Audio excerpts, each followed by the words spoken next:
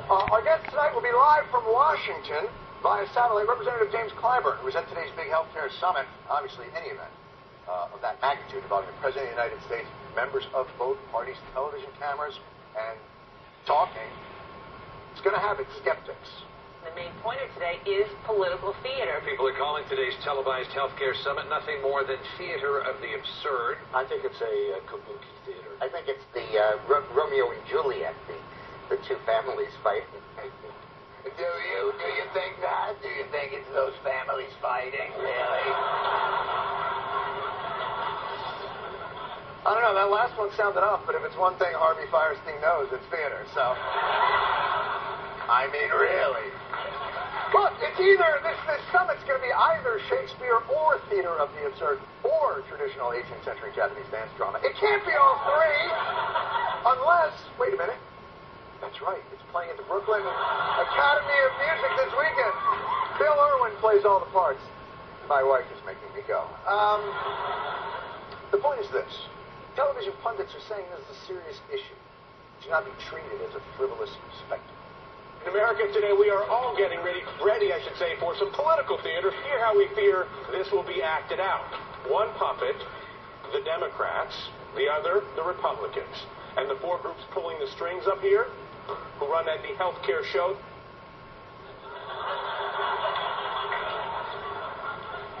Yes, that's how you have a serious discussion. Not theater of the absurd, dopey marionette puppet-based theater. Come on, Radigan, enough of the toys. Is this an important topic or isn't it? 1 in 5 of the taxpayer patients, by the way, lost their health insurance in the past year alone. See, okay, now that's a startling fact. Now we're getting somewhere. That's interesting. Please continue along that way. Lost their health insurance in the past year alone. But back to our puppets. No, not back to the puppets! You were moving forward away from the puppets, and then you went back. By the way, you're on NBC. What's with the Toy Story puppets? Aren't you going to get sued for that? So is that what we've come to? A simple conversation between opposing ideas must be treated as spectacle?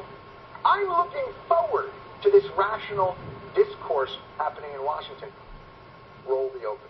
At last, two parties in one room, conversing about one issue for 6 hours.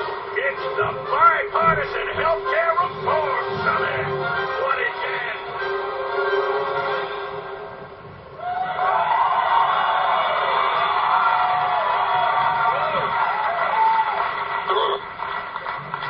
I asked for an exploding donkey and elephant at the end. Obviously, there wasn't enough time.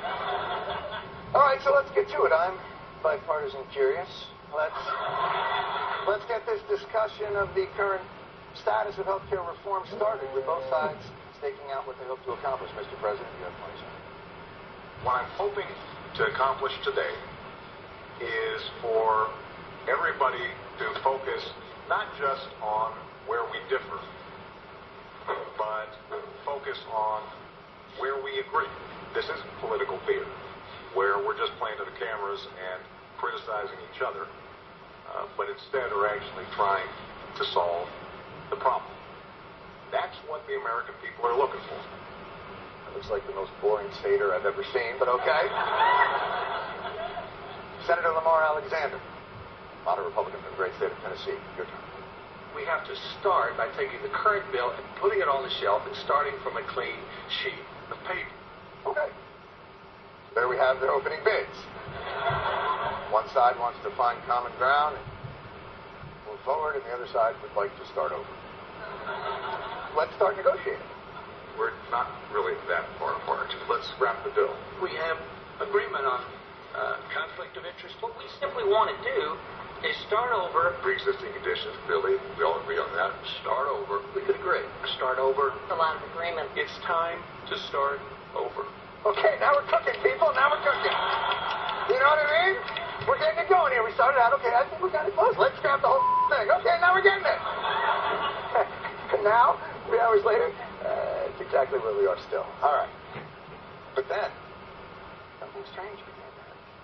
What we ought to do is do the Willie Sutton thing. We ought to go for where the money is. 1 out of every $3 that gets spent doesn't help anybody get well and doesn't prevent anybody from getting sick. At least 15% of government-run health care is fraud. So tomorrow, if we got together and fixed fraud, we could cut health care 7.5% tomorrow.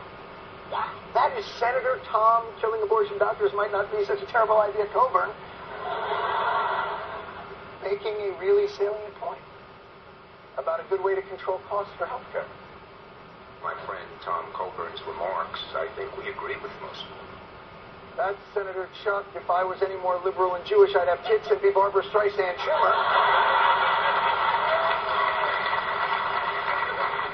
Agreeing with him. Oh my God, we're having a conversation about health care!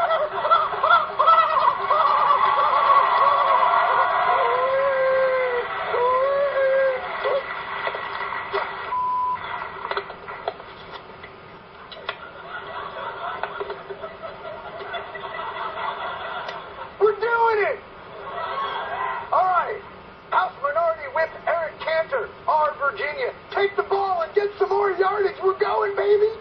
We don't care for this bill. I think you know that.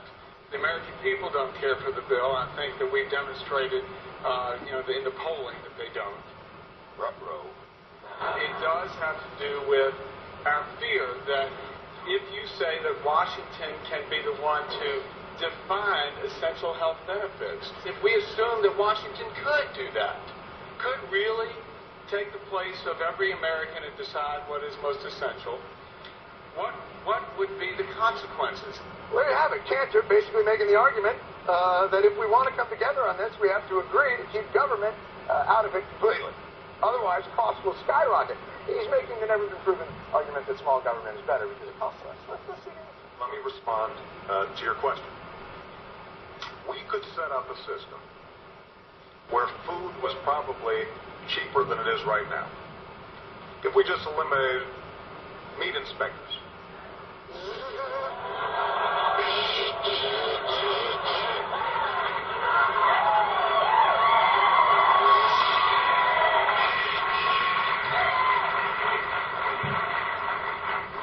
You know I'm your father. You see how fast Obama took him down? Cantor's face when Obama hit him with the old, "You like mad cow disease, do you, Cantor? Is that what you want? Is that?" He's like that. Oh, it's just my bar mitzvah. I don't like this. Cantor wasn't the only one who had a score to settle with Obama. Now, both of us during the campaign promised change in Washington. Unfortunately, this product was not produced in that fashion. It was produced behind closed doors. It was produced with unsavory, I say that with respect, deal making. The Louisiana Purchase funding of $300 million for one state. The Cornhusker kickback. The Rhode Island Blumpkin. The Kansas City Rusty Trombone.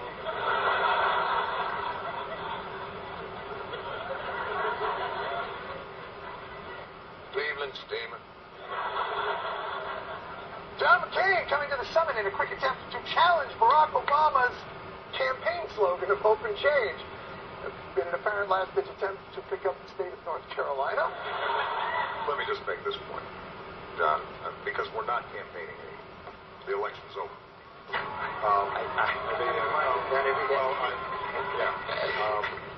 Did you hear McCain?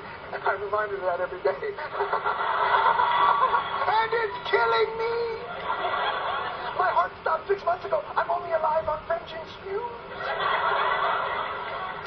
Now, obviously, there was grandstanding, there was posturing, but there were some really substantive points made here. And there were issues where there was great agreement on health care on both Democratic and Republican sides, and room for negotiation.